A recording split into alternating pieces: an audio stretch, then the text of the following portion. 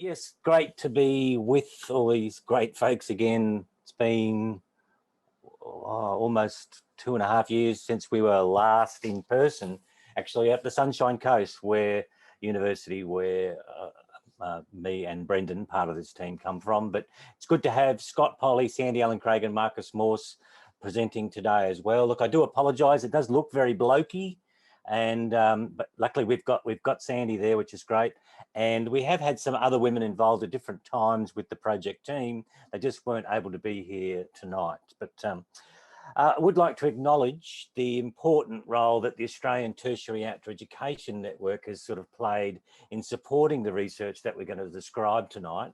And the IOERC, which is how we refer to it, is a fairly informal network that started in around sort of 2014. It was sort of formalised, but it currently has about 64 members representing 18 universities across Australia, and 11 of those have, you know, undergraduate outdoor education programs. So the network sort of focused on sharing research, communicating well, and doing some advocacy work, collaborating and advancing sort of practice, support, policy development, all the things that you'd hope a good sort of informal network association would do. And it's just made up of people involved in higher education, in outdoor education in Australia.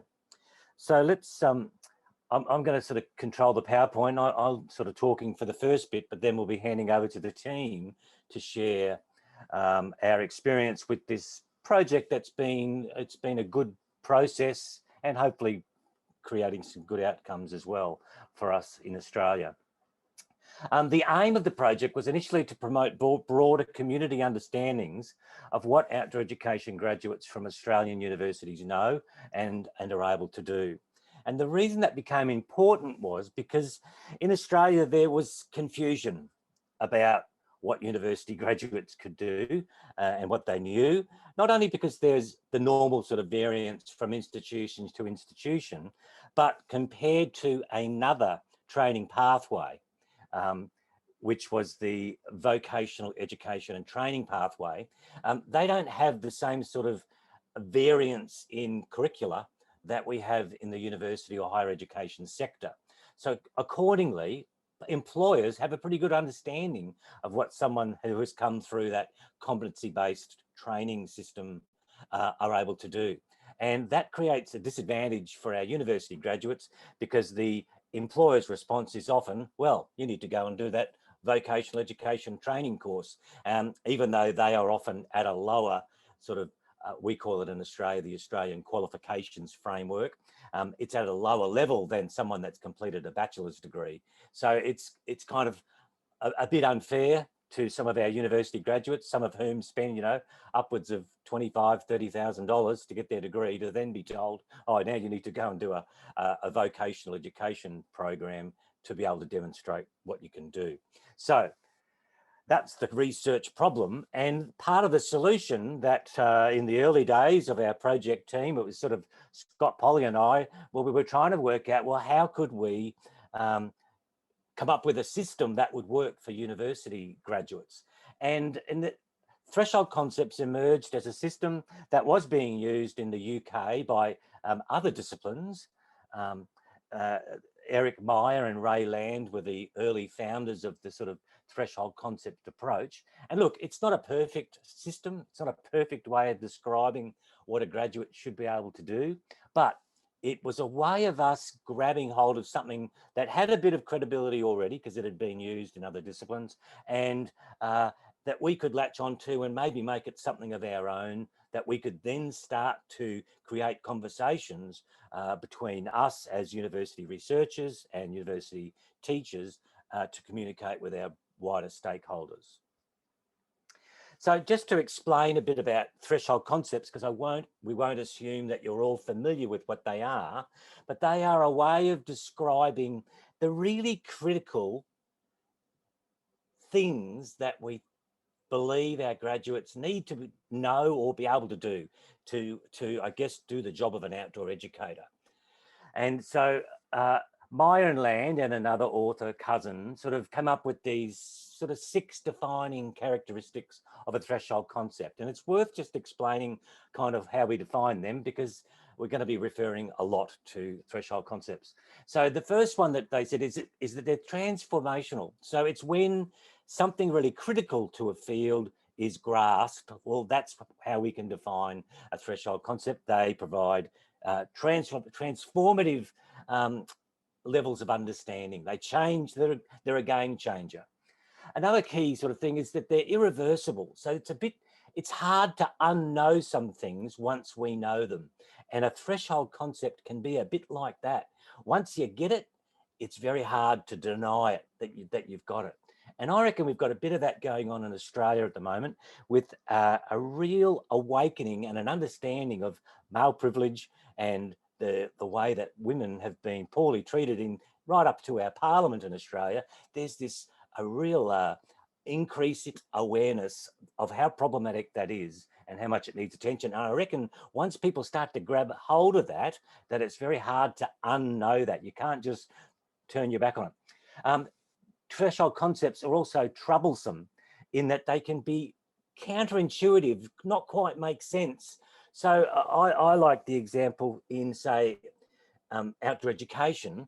It can look like a very sexy thing to do, to be an outdoor educator. You have all these people looking to you for your wisdom and your skills and admiration. But I guess when you truly understand the nature of outdoor education and its experiential education foundation and philosophy, you actually realize, well, it's actually not about me at all. I'm just the person that's helping the learning for this group that I'm working with. They're integrative, so they expose sort of the interrelatedness of different concepts. They provide a bounded sort of space to have conversations, but also to contest those boundaries. And discursivity, which refers to being able to have a language to communicate and extend knowledge. So threshold concepts, which I guess will make more sense when in a moment Scott gets to describing with you how we define threshold concepts in our field. And this is a good time for me to hand over to Scott, who's going to lead you through the first project that we went through to try to establish a draft list of threshold concepts. So Scott, are you able to unmute your mic? And yes, I'm good to go. Can you hear me okay, Glenn? Yep. Okay, well, I'm good to go. You're the slide master, so I'll just follow on.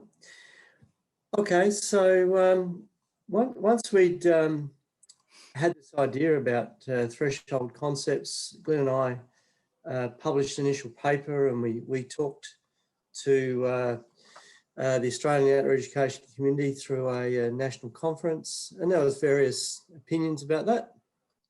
But in general, it was thought it was probably an okay, at least approach to try. And so we formed an expert group, which was the 6 authors, and we planned basically to use that as our structure for a Delphi research method. So Delphi research method is all about trying to get a consensus. It's a participator action research research method, and it's, I guess, something you can do when you can't actually get a quantitative set of numbers, but you want to know what do we need to know and what are the most important things. So yeah, we had this panel, and we came up, I suppose, with the original research outlined. We outlined it in the context of university programs, and we came up with the first draft between us.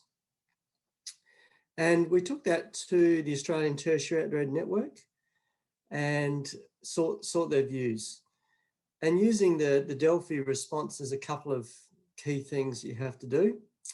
First of all, the respondents need to be largely anonymous. That means that one of us had to be a facilitator. So Glenn took on that role, which was great. And he anonymised all the responses. We then looked at the responses and we considered them carefully. And we then adjusted the thresholds as they came through and sent them back out again to the same group, but this time, you know, seeking different responses. So we gave people about 3 weeks to respond. So over the 2 response rounds, we had a total of 19 responders, but everyone in the Australian Tertiary network, which was around 52 at that time, had an opportunity to make comment if they want, but we particularly sought people who had some experience, at least 3 years in the higher education sector. Should we go on to the next slide there, Glenn?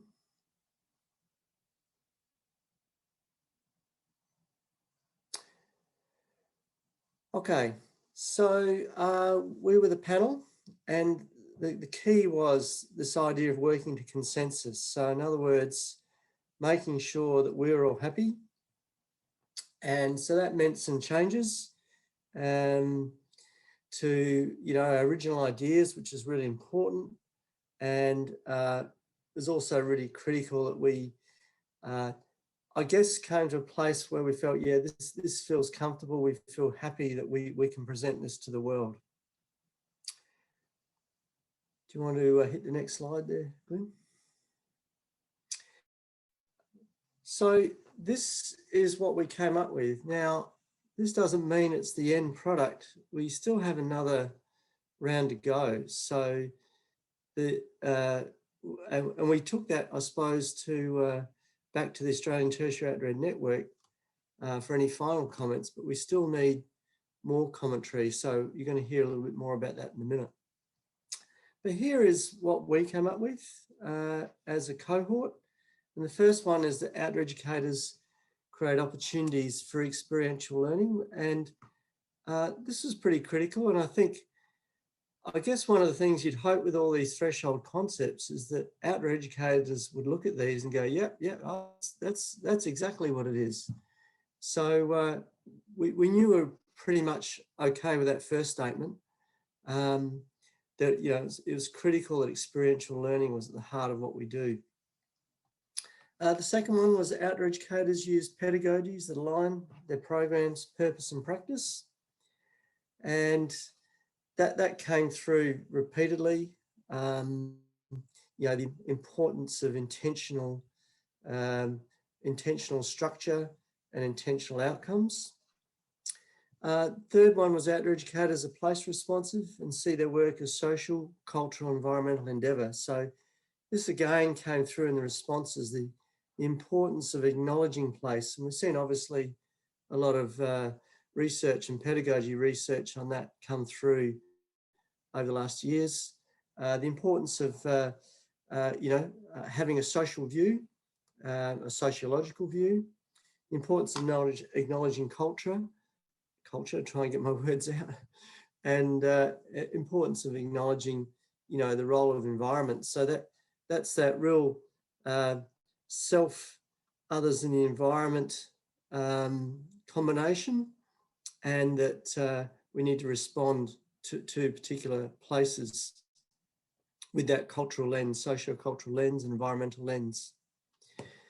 The fourth one was that not that we're just responsive, but we actually advocate for social environmental justice. So this was, again, something that people thought was particularly important, that, you know, part of our work is not just to maintain the status quo, it was actually to be critical outdoor educators and to be part of change, both in our society, but also, you know, to try and address both the macro and the micro environmental issues that we're facing. The fifth one was that outdoor educators continue to develop their skills, knowledge and expertise. So that was this idea that, you know, we should be continuous learners, that we're never at the end of our journey, that we're constantly engaging. And so, you know, the importance of professional development, the importance of communities, professional communities. The sixth one is perhaps maybe a little bit harsh for some, but I guess the language has come particularly from Andrew Brooks around the idea that we have a strict aversion to fatalities. So it's not just about risk management, but our overwhelming priority is that no matter what happens, that people don't get killed or suffer serious injuries. Still a little bit of debate about some of the language, whether it should be fatalities or serious injury, but that's where it sits at the moment, to try and bring that strong message that we have a direct responsibility to keep people alive. And finally, outdoor educators engaged in reflective practice. And we thought this was critical, critical concept for our graduates to have, that, they're always reflecting, always taking on feedback from others, the participants, their peers, their mentors, but also seeking knowledge from within. Thanks, Glenn. Right.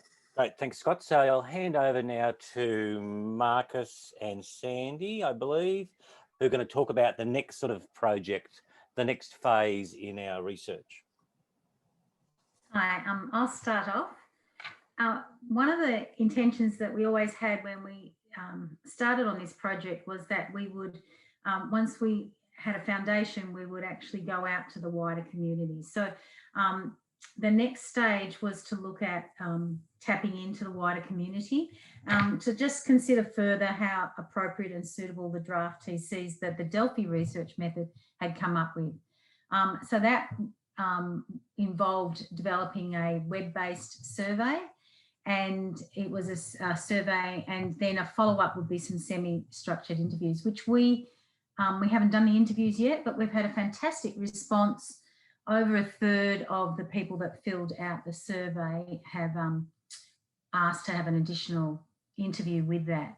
And I also want to acknowledge at this stage, David Hill, who's a student up at the university with Glenn, was very helpful in helping us put together that instrument. It was interesting to have a bit of an overview of the demographics of the respondents for the survey.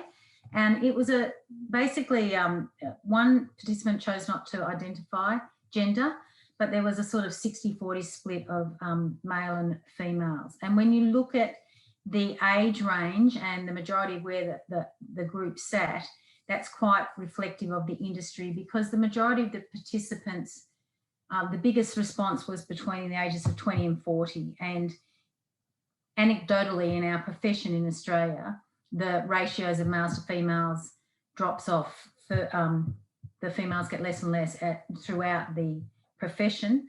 And in this instance, our respondents were to 40 on it. And there was a spread across the ages, quite even spread, but the biggest chunk of participants ranged from 20 to 40. There was a substantial number either side of that, but that was the biggest chunk. Interestingly enough, 3/4 of the participants came from, I think it was 68% from Victoria. So that was quite a large response from one state. But again, it probably reflects the amount of outdoor education programs and the amount of outdoor education programs, particularly in schools, that those ratios reflect a lot of what's happening in each of the states. So it's quite reflective nationally, and when you break it down into the states. The sector was, the main respondents were in the professions of outdoor education or outdoor environmental education. We had a range of different categories that they could reply to, whether it was environmental education or outdoor environmental education, whether they considered themselves to be an outdoor educator or an outdoor educator teacher, whether they worked in bush adventure therapy or adventure therapy or a range of some other programs. But the overwhelming majority identified with the sector of outdoor education or outdoor environmental education. Again, when you looked at the breakdown of the nature of the work, 70% of them were full-time. There was 1/4 that were casual, and some that were part-time. And then the experience was an interesting one as well. On average, it was over 65% had more than 9 years experience, but there was a big chunk sitting in that had, you know, over 20 years of experience. And also the mix of experience ranged from some that had very little experience. So if you're a bit of a mathematician like Marcus is, you'll notice that some of those don't actually add up to 100%, but there were some that were just there was too many little categories. So I'm trying to keep it clean on that. And then the last one looked at how much experience these responders had in what study they'd done in outdoor education themselves at university, whether it was 1 year, 1 to 2 years, 3 years, or none. So a number of these people will be program coordinators who might have done a master's in education but hadn't done any formal study in outdoor education. So that explains the 18% at the bottom there. So some of them had, it's quite interesting to read. We had a category in the survey which asks what other qualifications you had, right through a whole range from certificates for activities right through to, you know, further formal education. And there's a lot of accreditation in there across a really broad amount. So what do we ask them to do? We ask them to look at each of the TCs and identify if they felt that it was important for the outdoor education graduates to master this TC, you know, 1 to 7, and was the TC that we described in the text clearly described? Did they understand what we're talking about? And they gave us some very clear feedback on that. Some of it was actually very eye-opening. And we'll discuss that in a minute. And the other was, did they observe, of the outdoor education graduates, university graduates that they observed, did they effectively demonstrate each of those TCs that we talked about? And then we offered and asked them if they'd give any additional comments. And we used a 5-point scale to gauge a lot of that. And the results were fascinating and provided us with some excellent feedback. And I'll hand it over to Marcus, and he can talk you through some of that very interesting feedback. Are you there, Marcus? I am there, Sandy, but feel free to leave your microphone on, and you can jump in and add any parts that you like as well. So the first question that we asked in terms of whether people felt these threshold concepts are important, quite a high percentage really, which really surprised myself at least, in terms of the level of agreement across the 79 respondents, which was heartening. There was a few comments as well later on, which I'll chat about in terms of the kind of finer detail with that. And probably one of the things that comes up is the idea of whether or not outdoor graduates can kind of master these ideas, or whether they're actually on part of a journey as well. So just part of the language of that. And I'll just pick up, there's a slight dip in terms of number 4, the social and environmental justice. And what came up through the general comments was some ideas around, perhaps it was apparent in a lot more of the younger kind of educators that this was a driving force for them, but it wasn't carried through all the time through more experienced educators as well. So that was quite interesting. Next slide, then. Second one here, equally, really positive results in terms of the way things were worded. So what you haven't seen as yet is for each of the threshold concepts, and we won't put them up, is that they had a little paragraph which went after them, which explained exactly what we intended through those terms. And people were fairly, got into some pretty good detail with those and suggested some edits and word changes. But in general, people agreed or strongly agreed. I should just make a comment here as well, that we used a 5-point scale between strongly disagree to strongly agree. So the percentages that you're seeing here are those people that either agreed or strongly agreed. So that's for the last two. The third question that we asked was whether or not outdoor graduates that these respondents had worked with effectively demonstrated the threshold concepts. And this was a little bit different. I'll just point out a couple of ideas here. One is, this is the first one around the safety and fatality prevention. There's a strong response, and in fact it was one of the things through the comment section of the survey that people picked up as a key difference between university graduates and potentially folks coming from different pathways. So that was really great to see. But also just to note here that we used a different scale, rather than from strongly disagree to strongly agree, we used none to all. And I think at the time we intended that it was to try and avoid generalising across comments. But in retrospect, I think it's presented a few issues because for us, the idea of somebody actually responding that all graduates can do it is potentially pretty unlikely. So that was just a bit of a learning in terms of how we applied the scale that came through afterwards. And this is another example, for example, from the first one, the experiential learning. And this was a little more common across the responses to the third one, pretty high for most and some. But again, very low in terms of the all, but it was pretty consistent across all of them. And I guess it also reflected the idea that something like experiential learning can be a fairly difficult concept to get around, and perhaps mastering something was not something we could necessarily expect from graduates straight out. And this is a little confusing slide, but I'll just explain it.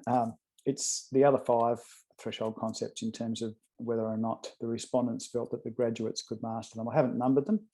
I've just put it in there to kind of make a point that it's a fairly consistent response, that kind of some or most graduates could do them, but potentially not all, which does kind of might allude to the other 2 points that I've already picked up on, but potentially also that we might need to reconsider the kind of language that we use in terms of having an expectation that all graduates can master these things upon leaving. Perhaps they're more likely to be on a longer journey, and we just have to think about how we apply the language. Some key points that I think, or that we all kind of talked about coming out of it, the whole process and the survey and taking it out to a wider community really did provoke some great conversations, not only amongst educators and practitioners kind of anecdotally, but really also amongst higher ed colleagues and those people in that sector, really just to talk about what they actually worked with and taught, but also how things were assessed and how things could be worked with across different universities. So it was great. It really did help to build a sense of community, and there was quite a bit of sharing of curriculum and things like that, just to try and get some consensus around those things as well. It brought up some ideas of additional focus, particularly based on COVID and health benefits for outdoor ed that we hadn't necessarily covered. And also the idea that there's potentially a kind of finite number that you're not going to capture everything in how we do it. So some other just quick things from findings from the threshold concepts. Glenn, yep. So I haven't done it for every one of them. I've just done it for, I think, 4 of them. And I just wanted to make a couple of key points really to back up some of the other area from anecdotal comments. The idea that experiential learning is pretty complex and requires some confidence and practice. And although graduates might have the intent of doing it, as they come out, it's often hard to see it across programs. But it also is a longer term process, and they're not always able to lead with it. And the question really for a lot of respondents was, how could universities do a better job of providing more practice and inspiring them to take risks in terms of that kind of learning, rather than necessarily trying to follow a kind of linear program that's about objectives and program plans. They really need the confidence as well for that. So that was pretty insightful. Glenn, I'll go for the next one.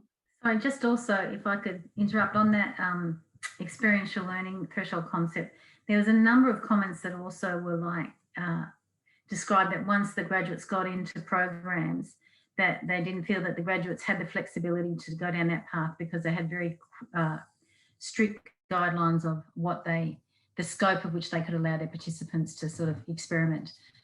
So there was concerns about the where they would end up working and whether they'd be able to even practice that. That was another feedback. Thanks. Thanks, Andy. Great. I found this one quite interesting, the place responsive work. This one was really seen as, and it was actually scored probably lowest of in terms of being able to see the graduates put this into practice. And some people felt that was because it was difficult across programs. Again, in a similar way that Sandy's suggesting, people don't always have the opportunities to work pedagogically in this way if the program's set up in a different direction. But again, also to remember that it's a very difficult thing, and it takes a lot of experience and practice to be able to do it. Be able to do it in new places, I guess, as well. So that was quite revealing, and also quite a few folks picked up on a lack of emphasis really in terms of Indigenous First Nation perspectives. I think it's certainly growing, and it's growing rapidly in Australia, but again, I think people would really like to see that articulated quite plainly. yeah, as I said before, this one was also related a little bit to potentially age groups as well. Though I think there really was a perception that younger people coming in were really driven by this idea, and it was actually something that the respondents could see the younger graduates really wanting to attend to. It was a driving force for them, and quite a few of the respondents acknowledged that it wasn't always the case for them, but it was for quite a few of the folks coming in. And then another underlying issue that outdoor education as a field really has quite a bit of work to do in this area as well. So that was quite heartening as well, I think. And yep, as Scott mentioned earlier, the idea of safety and applying a strict aversion to fatality, this did really provoke quite a few comments. People certainly acknowledged that it was critical and that the graduates were really outstanding concept, but it did bring up quite a few different, particularly around the question of fatalities and what goes with that in terms of a case study approach to teaching. And it did spark some really great conversations in universities and sharing of ideas there. Thanks, Kim. And then, oh yeah, so that really, this step in the process for us really provided additional voices, and it was great to widen it across the community. And I think it did provoke quite a, not only some conversations, but also some further questions to go back and think about how these threshold concepts might be put forward in the future as well. Sandy, did you have anything else to add here? Yeah, just in terms of the threshold concept that talked about pedagogy, there was quite a number of, a few, not quite a number, that really were like, what is that? And I felt that was quite interesting considering the audience that it was going out to. So there will be some reviewing of that TC around that as well. But also I felt that the participants had taken time to write quite detailed comments, and some of the feedback was very well crafted and thought out. There was some quite strong thoughts about threshold concept that talked about risk management and fatality, and a bit of aversion, I think, about the use of the word fatality, which our profession is moving towards.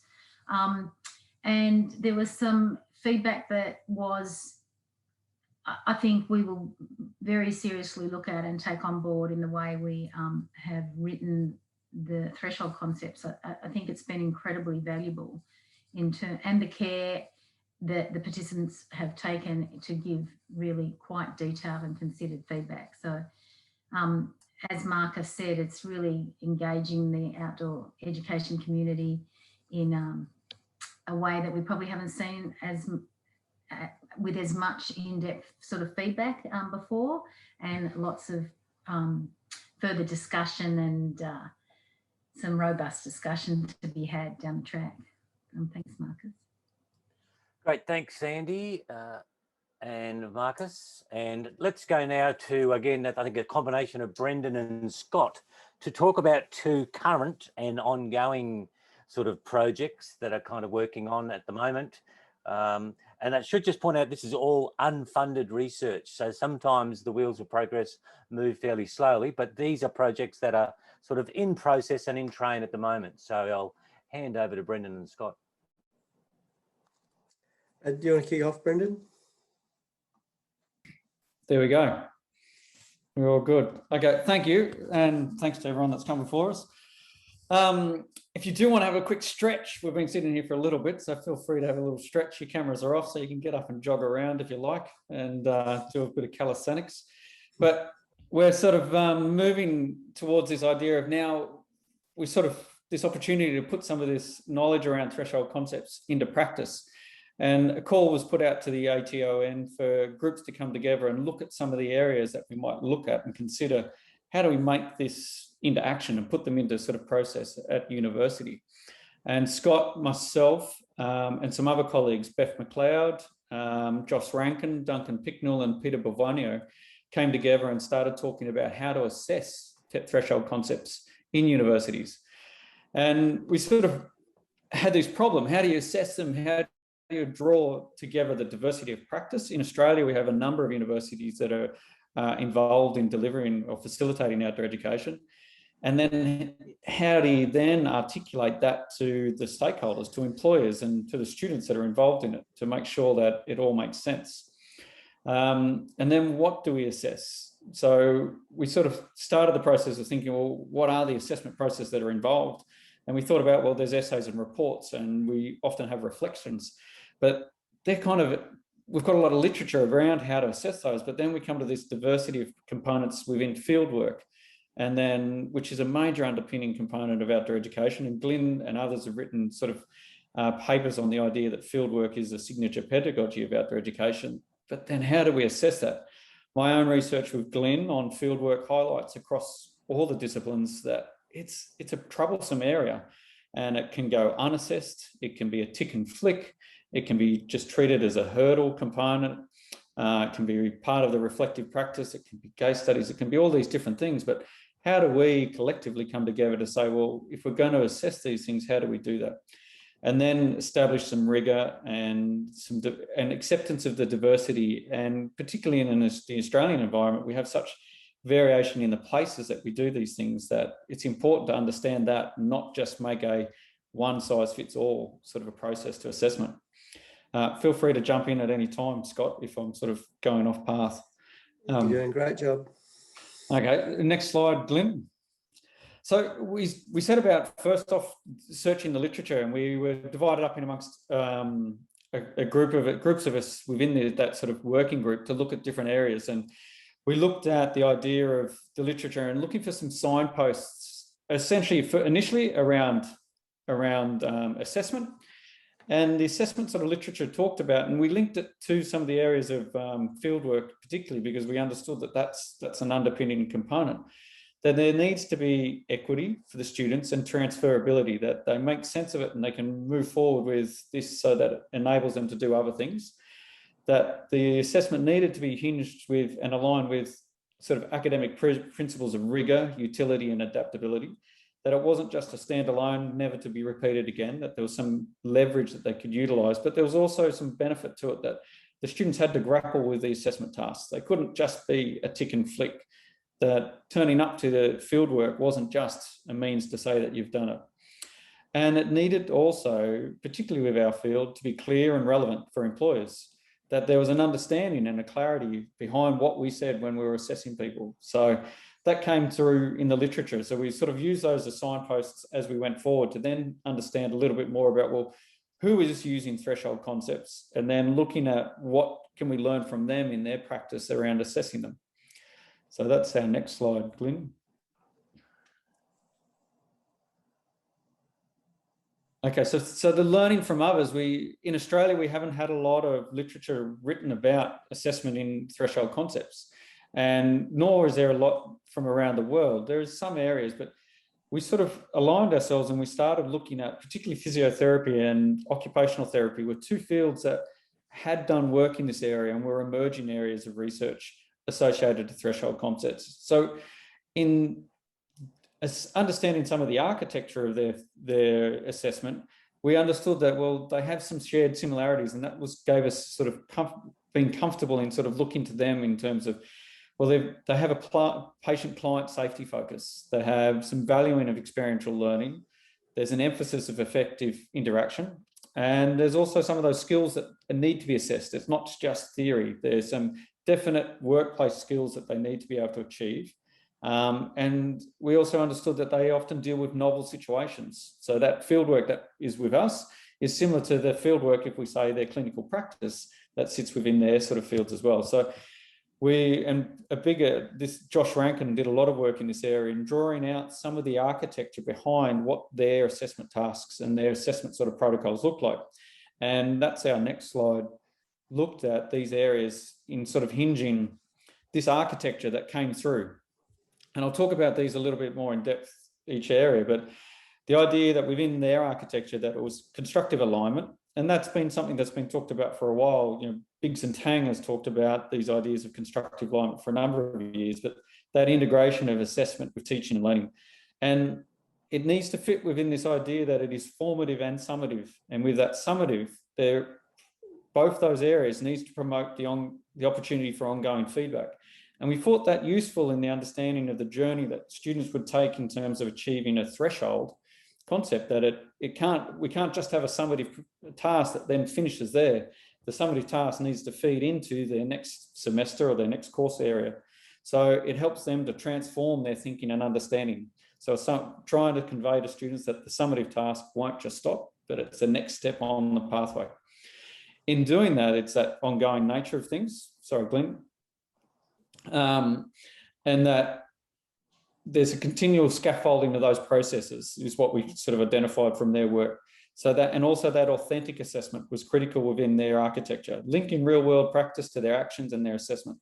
It builds a problem-based activities around their authentic assessment, which came through, and it allowed students to develop their complexity. So it wasn't just an instantaneous, here's the hardest thing that we can do, but it allowed them to build up through their course or their program to a sense that they could see that each component linked to and built onto another area, and that those tasks progressively increase. Sorry, Glenn, you're going on to another slide. So, and then we needed to also think about how those students, that integrative learning, how those students demonstrate that knowledge. So that linking back to the authentic, but integration of their learning and their practice, so that when we're talking about the tasks, they can see them in practice in their assessments, and then they can further sort of see that in the reality of their practice. Is that a fair take, Scott? Yeah, that's excellent, Brendan. Okay. All right. There we go. So what we set about, we had those 6 academics, and we came from across the variety of different institutions in Australia. And we built that process where we asked from the ATOEan network for a variety of units of course outlines, so that we could start looking at what their assessments were and where their assessment task descriptions. We use those assessment task descriptions to code their titles and their task describers. And then we set about establishing some categories of those tasks and some attempts to align them with the threshold concepts. Moving on. We realized that there was some commonality. All of these institutions, whether it was a small component or a whole degree, had similarities in their requirements. So they had examinations, they had assessment of outdoor fieldwork, reflective tasks. They would often use presentation skills and written tasks. But if we take just the assessment task area, we can see that in the language that was described in their descriptors for that, it included things like skill demonstration, field-based interpretation, demonstration of knowledge of flora and fauna, leadership skill evaluation, facilitation of groups, navigation exams. There was all of this diversity that we could say would fit in underneath just the outdoor fieldwork component, which highlights, the benefit of this diversity, but it also highlights how employers and students might see this as this wide variation in terminology, and why there is this potential for developing a common language regarding assessment, which will be beneficial to our profession and aid our graduates going out and our employers in employing them in understanding what we do. Moving on, Glenn.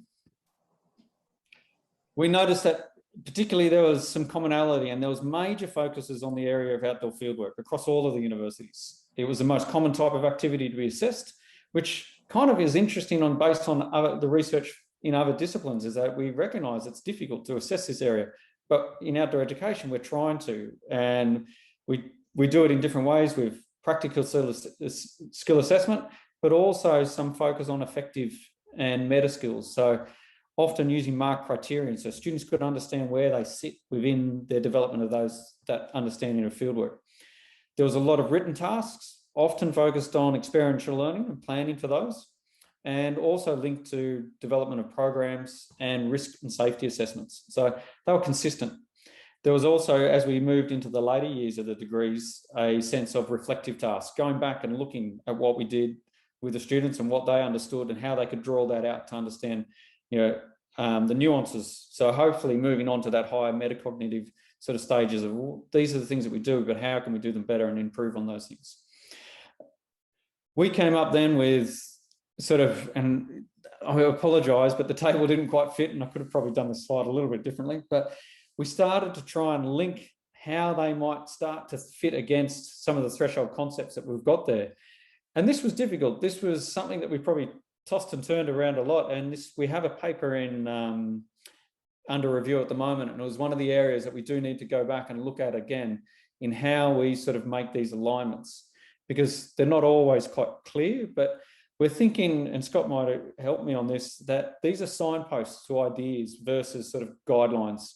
These are not sort of hard and fast rules that we would say that you must use this style of assessment, but we're starting to think that these may well be best placed.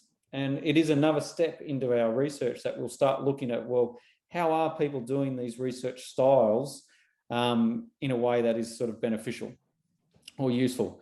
So we came up with some recommendations, and that was out of all of this process that we need to start working towards some shared authentic assessment tools that might be beneficial to everybody utilising.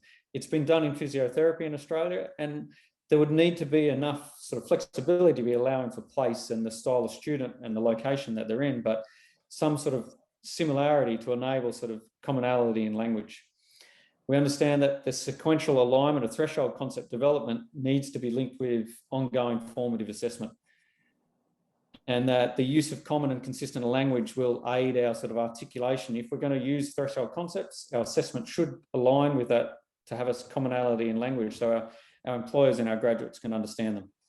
And that in doing this, similar to what Marcus mentioned at the end, that there needs to be active collaboration across the field. And we're certainly starting to see that in our area in Australia, that there's more and more collaboration, allowing sort of sharing of resources, sharing of knowledge, and sharing of, you know, assessment tasks, so that we can have that commonality and understanding.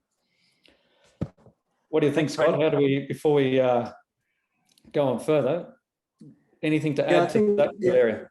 Yeah, the only thing I'd like to say at this point, it very much became a chicken and the egg thing. We weren't sure what should be driving, what we're already doing or what we should be doing in terms of assessment. So it was very much, you know, looking at from both sides and trying to come up with something. That's it. Thanks, Brendan and Scott. We've got about 5 minutes, Brendan, just to get through this last sort of project that's underway at the moment. Otherwise, I think we're going to start to lose people. So, well, we don't want to lose anyone, especially not when we're talking about bushwalking. So this last one was, okay, let's start looking at, well, if we're going to do this, how do we start thinking about assessing with people associated to activity areas? And do we call them activity, or are they a focus on the places that we go to? So again, a group of 6 university participants started looking at the area of bush environments, as we talk about them in Australia, but bushwalking as a particular area of activity, and thinking about what are the competencies theory and the application that we might align with a threshold concept. We're setting up the process still, so we're looking at doing a Delphi study and reviewing the parameters, but we'll go to our next slide, Glenn. We've started some of the process of this in terms of reviewing where university attainment of bushwalking skills linked to other areas. So we've looked at New Zealand particularly, we've looked at in Australia some of the community-based awards, so the Australian Bushwalking Leadership, and we've looked at the vocational education and training area that Glenn talked about earlier in terms of being a comparative pathway that some people become qualified in. And we've looked at particularly what are they attempting to assess within those areas, and also how are they assessing those areas, recognising that universities sit sort of outside of their parameters in many ways. Next slide, Glenn. In establishing this, the discussion that will continue to go on, and what will drive this is, are we looking at leaders of bushwalking, or are we looking at educators? So, and I guess it's laying down a foundation. Are we thinking about leaders in skiing or canoeing or whitewater kayaking, or are we looking at educators in those environments? So that grappling with the activity focus versus the place or pedagogy, thinking about the stakeholders, and thinking about how do we articulate that in the assessment. Next one's Glenn. This is a big slide with lots of different things, but it came about, I'll look at the higher level type things in terms of there's an assessment there around, and what we've sort of attempting to achieve is that we need to think about technical skill assessment, theoretical skills and planning, observation, and then also that reflective component. So sorry, Glenn.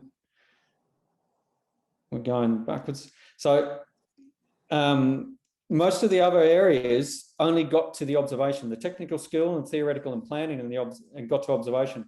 Whereas we believe in the university setting, we probably need to be going to that next level of reflection and articulation, the capacity to understand why they're doing these things and how, and also building in the leadership, not only leadership, but teaching areas. That wasn't something that was present in other areas.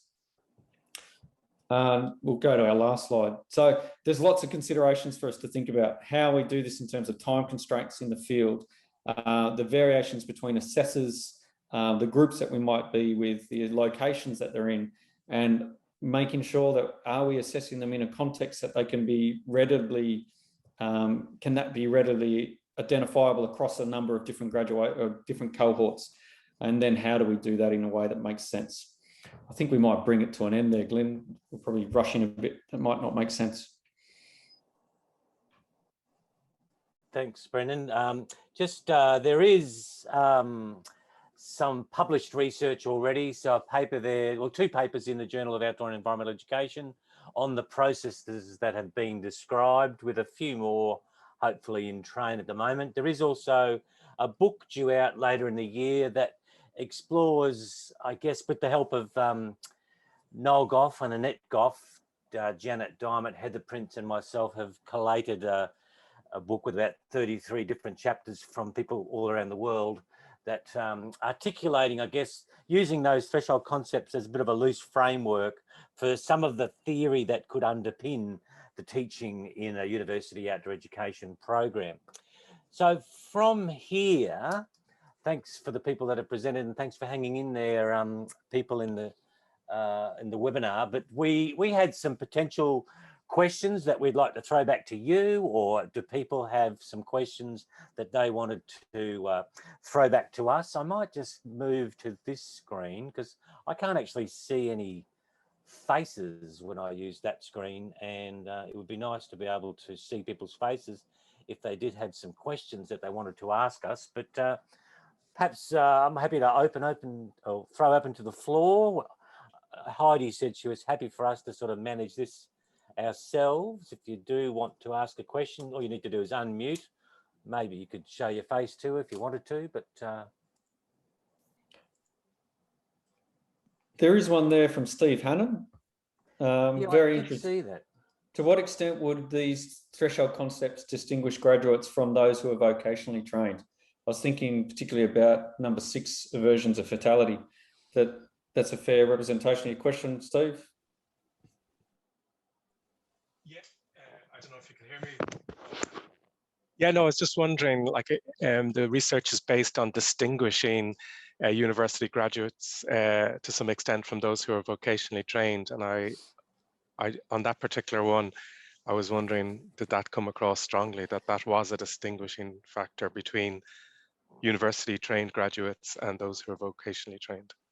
Yeah, I'd be happy to try to answer that, Stephen. Look, the focus of our research was not really to make comparisons between graduates that came through the VET pathway versus the students that had graduated through the university pathway.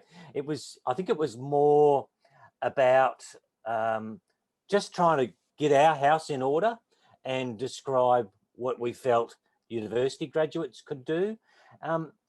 Because for a start, there's not a uniform, universal TAFE or a VET graduate, nor a universal university graduate that we could, I guess, necessarily make comparisons between. But so it's a tricky question, and probably one that we've quite deliberately avoided making comparisons. And our main focus, certainly to this point, is just to try to do a better job of describing what we thought university graduates could do. And we're in the process, I guess, of refining that in response to the feedback that we get. How that compares to a VET graduate, I don't know, maybe that's, I don't know what other people in the project team sort of think, but that's sort of where I think we have had discussions about so far. Yeah, I'm happy to add in a little bit there. I think what was clear is the way that university students are prepared is far more critically reflective, and we thought the thresholds needed to show that. Whereas perhaps when you're doing a vocational program, it's far more about, well, here's the industry standards and how do you follow that?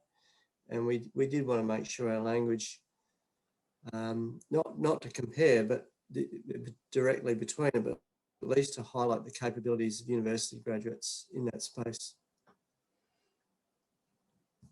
Yeah, there was quite a good paper published by Peter Martin in the Australian Journal of Outdoor Ed before it became the Journal of Outdoor Environmental Ed about the different ideologies that underpin that vocational sector and the university sector.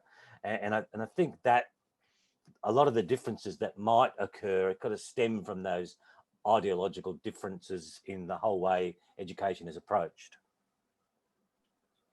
If I can follow up on that, I'm just wondering about the Australian system a bit more, because like in the Canadian system, I don't know if these would equate, but we have a college system, right, where it's a 1 or 2 year program and you get a whole bunch of certificates out of it. And in the university setup here, I feel like we've got lots of sort of 2+2 where students will be in what would be a vocational program and then they transition into university. So I guess our system is set up where we get a lot of students that are both in some respect. I don't know if that's the same in Australia or vastly different, but it just it made me think. Is there someone that would like to answer that? Yeah, Pat, we have kind of both, if you like. So there are a couple of universities which have a relationship with the vocational college, and most universities will have a pathway from a vocational college, but also more of a direct pathway as well. So you don't have to go to a college equivalent before you come to university. And there tends to be a bit of credit both ways, but yeah, so if you have been to a college, or in here, obviously it's just called a TAFE, Technical and Further Education, you will get some credit at university and vice versa. Right. Any other questions from anyone in the webinar, or would anyone like to answer these questions, which hopefully you can still see on my screen? Have there been issues with inconsistencies between graduate capabilities across universities in your countries? How have you managed different educational pathways for outdoor educators in your countries? We certainly don't proclaim that what happens in Australia will necessarily be similar to what happens elsewhere, but the research process that we've participated in has been really, I think, quite positive for our network of university higher educators. And have you had similar things in any of your countries, or the pros and cons of unfunded research? Like, it'd be good to hear from some of you. Glenn, we do have a question on the chat. Do you want to approach that one first, or? Yep, while people think that makes sense. So I've got one from Kirsty. Can you deepen your thoughts on the relevance application of the TCs on bachelor and master's level? I could probably have first go on that, is that we very much set it as undergraduate, and a 3/4 of a year minimum of study of outdoor and environmental education. So it was set at undergraduate, and at a level that could be achieved within, you know, the university programs that included some sort of specialisation. I don't know if that answers your question. Yeah, and I think it would be perfectly feasible to maybe think about TCs at a master's level as well, and they might look quite different, and it might be just an extension of the current ones, or there might be additional ones. That would be, maybe that's the next phase, Scott. We can do that till we're 70 years old. We could work on the next step, or someone else could do it. Well, I think that's the beauty of this project. It's spawned so many, and I think there's so many directions we can take it, and people can come in and come out as they have time and inclination. So it's really been good from that point of view. Each of the projects has been put up to the whole Australian Tertiary Outdoor Ed network for anybody who wants to get involved, and that's spawned some really good ideas and thinking. Any other questions or comments or comparisons to what's going on in educational pathways in your country?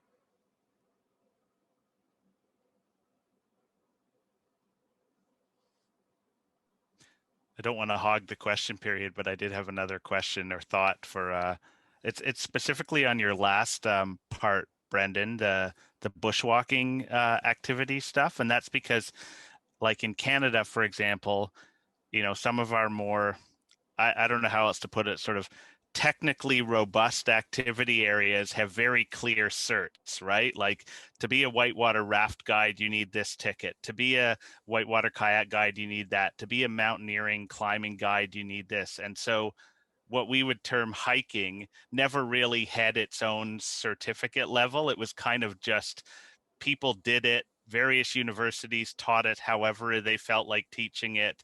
And then we had a really bad tragic accident, you know, about 20 years ago, and a bunch of kids died.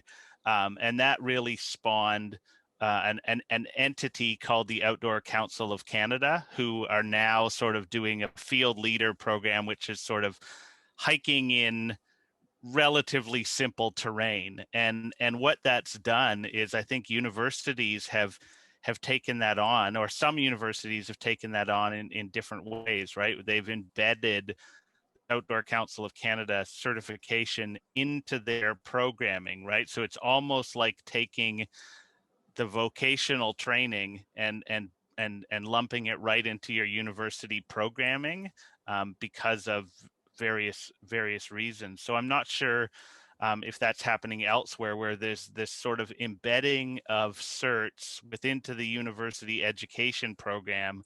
And it was much more common in the very hard technical skills before, but now it seems to be happening across the board, but not every university is doing it, right? Like, I don't think there's universal buy-in of the Outdoor Council of Canada, but they're trying to do something, and the universities seems to be a natural fit. Yeah, it's certainly a conversation. It pops up regularly in Australia around how do we align ourselves with what the certificates are. We've recently Scott's been having a discussion around the Australian Canoeing Awards and where they fit and whether they should be a component of our degrees and whether we should be aligning to them, or do we align, or do we just make them something that you get along with getting a university degree? And there's no sort of, in many ways, the canoeing is probably a good one that actually have a fairly good suite of this is acceptable standards across Australia, but a lot of the other organisations, bushwalking particularly, don't have different states will have a variation on what they expect. So it becomes quite problematic, and that's, I guess, makes it difficult in some ways for us to say, well, this is the one component, because bushwalking in Queensland is going to be very, very different to bushwalking in Victoria or Tasmania or Western Australia. So even then it makes it difficult to sort of align with a TAFE or a certification from external areas. So I guess it does peak and trough. I think we've unfortunately just had another death in Australia with rock climbing, and which was a recreational one, but it will bring up another conversation around training and assessment and where do these people get these skills. So and we will be looked at again as to whether our graduates attain those skills equivalent to or beyond what someone else does. Other thoughts, Glenn, Scott, Marcus, Sandy, on the sort of the Australian scenario? I think what you've described is pretty common here too, Pat. We have a range of community awards, we call them, from national and state associations for different sort of pursuits. And to a varying degree that permeates both what the vet sector does and also, I think, to a degree what the university sector does. But in my opinion, we've been our own worst enemies in the university sector because we haven't been very good at articulating what our students can do. And so I think there's always been a bit of humility for our team, because we recognize that the lack of clarity is kind of our own making in some ways, and for us to fix as well. And I noticed that Soren asked a question like, how does the what's the attitude from and the implications from the industry?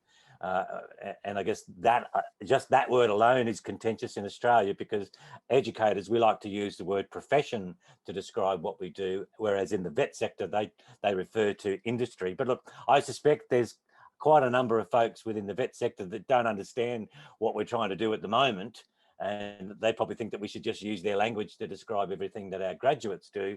But I think in part that's because they don't necessarily understand what we're saying is different about a university graduate. But it's last year we weren't able to have our national outdoor education conference, where we're hoping to kind of launch our draft threshold concepts and share them and continue those conversations. And of course, when that didn't happen because of COVID, that's kind of stalled that whole ongoing discussion about trying to do a better job of articulating what university students can do. Glenn, can I have a word? Yeah. Okay, thank you. Thanks for your presentation. I'm sorry about the language and the words, industry, I'm not sure about that. I was just wondering, yes, on one side, what is the attitude and the relation from the professionals in what you call you can call industry or whatever you call it, and also maybe do you have any idea of your project? Will that have implications in the professional world, like outside the university? Is that also part of your aim and your strategy? I might have missed something in your presentation, but I would like to know about that. I mean, I could answer unless someone else wants to have a go. You go, Glenn. Soren, yeah, it's early days to see what sort of traction this new way of describing the capabilities of university graduates, whether that's going to work. And I think it will in large part be dependent on how good a job we do of communicating that in an inclusive way that doesn't make us look up ourselves, I suppose, is the phrase we use in Australia, perhaps to describe not looking too conceited about how special we are, but just trying to communicate that this is just a way that we're trying to describe what university graduates can do without necessarily implying that they're immediately superior to someone that's come from a different training pathway. So I think it's early days to call how it will be received, and time will tell, perhaps. Can I just add a little bit? And it sort of goes in with Mark's question around the story of what's happened in the UK. I mean, Mark's highlighted that the Institute of Outdoor Learning has accreditation for higher education programs, but it's not widely taken up. And it'd be interesting to talk, Mark, more about that. But I do know that perhaps one of the differences here is that when we developed this, we got all the universities at least involved, and we started talking early to the profession. So we didn't come and say, hey, this is what you should take on.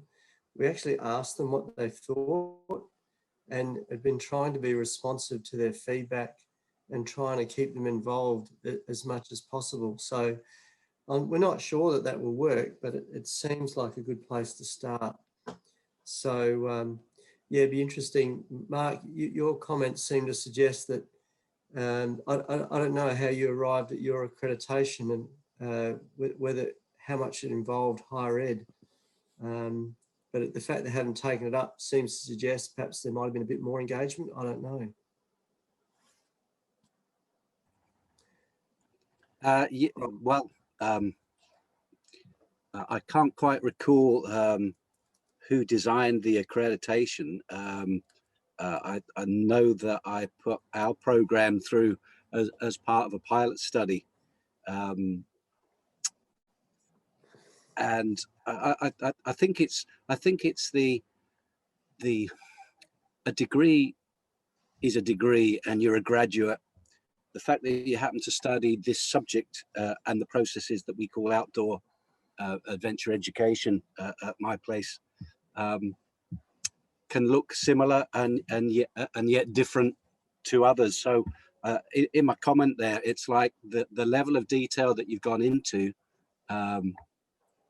I wouldn't want to take on in the UK because that there are different approaches to this. As there's different, this is a research seminar. There is different approaches to research, right?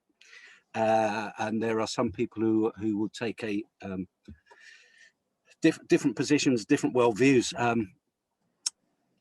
it was an accreditation that was developed. And I think that the difficulty that the Institute for Outdoor Learning has, that it's trying to be all things to all people.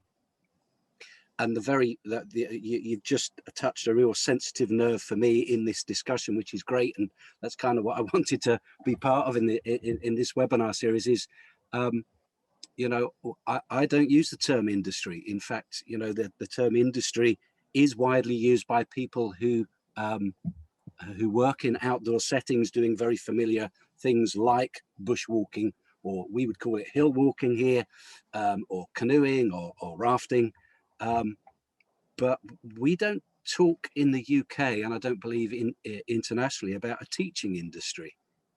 You know, we don't say, oh yes, I'm a school teacher and I've been in this industry. We talk about profession. We talk, as Glyn said earlier. So, and I think the Institute for Outdoor Learning, one of the things, it may be really similar around the rest of the world, I don't know, but a lot of folk who end up working in the outdoor sector, running activities, may well have had a troubled education themselves. They're bright, smart people who didn't do well in traditional educational settings, and then did not certainly end up at university. And so there is this, there's this almost this distrust, if you like, of education, of theory, of thinking too much. So it's a real difficult balance to maintain. We engaged in the accreditation with the Institute for Outdoor Learning because I kind of wanted to have some kind of acknowledgement from the Institute, who published the Journal of Adventure Education and Outdoor Learning. So, you know, that's kind of my connection, that's my in. And yeah, I think it's an impossible task, and I really like the threshold concepts that that have emerged from your research. I can see us aligning with those, you know, from here. Thanks, Mark. A couple of other quick questions that are in the chat. Dan Rush, who's an outdoor educator in Australia, has asked whether universities are talking to each other to come up with consensus. And yes, that is part of what's come from this whole process. But Dan in the chat there is asking, are we relating what we do to the vet system? And I guess, well, no, that's kind of why we're doing what we're doing, is because we don't necessarily believe that universities should have to talk the language of the vet system to be able to describe what our graduates can do. We'd like to use a language that we feel is a better fit for describing outdoor educators who've been through a university sort of process. And Pat, you've asked us, Australia's political sort of system is interesting in that higher education is a national concern, but because school-based education is a state concern, it has a fairly strong influence about what happens in each state's university education programs, teacher education programs especially. So it's a bit of a quirky, weird one as well. Any other questions or comments in the chat that we need to catch up on that I might have missed?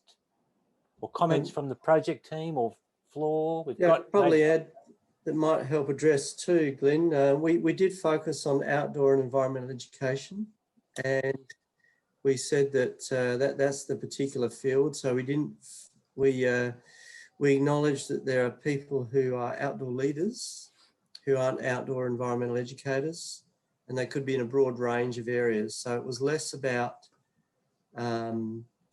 activity leadership, which that was, if you like, a way to think about is what we're working on as well. If you were an activity leader, what other things would you need to know to be an outdoor educator? So keeping it sort of narrow and focused that way meant that, it might be quite possible for someone to have vet qualification and then add on these additional things to become an outdoor environmental educator. So that helped a lot with like keeping it narrow. We didn't say we were doing adventure therapy. We didn't say we were doing a broad range of other things. We just said, outdoor environmental education, that's what we're going to stick to. And that helped. I think I'd just like to add one thing and a bigger picture thing. There's a lot of the courses here in Australia that exercise science, physio, have accreditation, and it's linked to the students being registered and then getting a Medicare, a health rebate number, which means they can practice as a career pathway. It gives them money, and the courses that get accredited pay a lot of money for their courses at universities to be accredited by an outside body, so that the students can say they've done this degree and it's an accredited degree.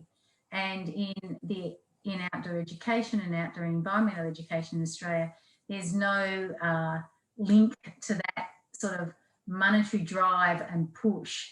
And so it's sort of, in terms of, in my view, for the University of Australia, a higher cause that we would like to have something that we can hold on to ourselves. And because it's not linked to driving a student's accreditation to get a rebate number or to be ticked off to be insured for their profession, it's the uptake in terms of, will every university say, okay, we're going to take this on, and it becomes something that we're proud of and sets a high standard, because we won't have the money behind us or the money linked for careers to push it to say every university that's going to offer outdoor education, environmental education training needs to have these students accredited in this area. We won't have that. So there's some bigger picture things rolling on in the background that, you know, will affect how the uptake and the process continues.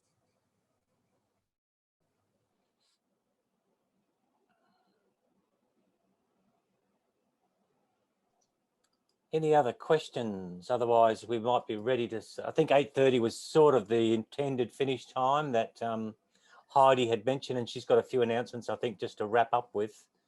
So I don't know whether this is the right time, Heidi.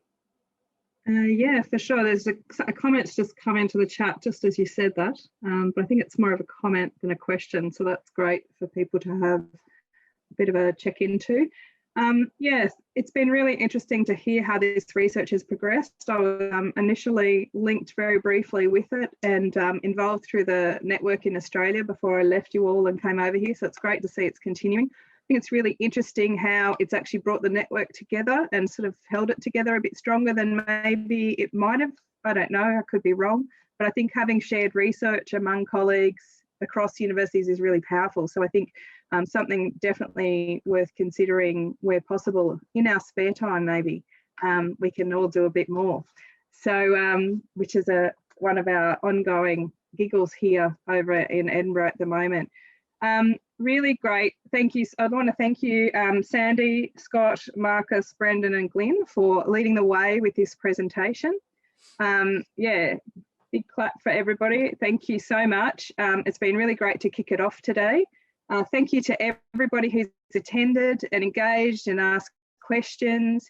And we're really excited about this series continuing. The webinars happen every 2 months or so, roughly. So definitely worth going onto the website and registering for all of them at once if you want. If you want to have a procrastination moment or just have an opportunity to read, I've just put the link back in the chat. That's our webpage at the moment that's holding these spaces until, like I said earlier, that we can get the conference website and all of that confirmed. But before we go, just really want to remind you all and announce that the next webinar is on June 15th. And I think this is the correct time. I'm having some really interesting challenges. All of these webinars will be hosted at a time that suits the people presenting. So that's why they're shifting. It also means that hopefully sometimes are more suitable than others to different countries as we go around the globe. So it's been really great to visit Australia today and to hear about how warm it is there. But the next time we meet, it will be warm as well. It'll be summer in Norway, and we'll be led by Kirsti, Simon and Imre. And the topic will be social inequality and cultural diversity in the outdoors, a really interesting topic, and really looking forward to hearing, I think, something that's become really topical and a lot more at the forefront in recent times, which is wonderful to see. So you can go onto the website and save your place now, and that gives you the link to the Zoom room. And that's for presenters as well. And then we will do all the work in the background. And just finally, before we go, having some, here we go. Just a reminder that the conference, put a note in your diaries that July 2022, we'll confirm the dates as soon as we can. If you want to keep up to date with what's happening, we encourage you to follow us on Facebook and Twitter. We realise not everybody has Facebook and Twitter. So keep in contact by sharing information, details, coming along to these webinars for updates. Yeah, just once again, really want to thank everyone for coming today, tonight, this morning, whatever time it was, and thank you again to the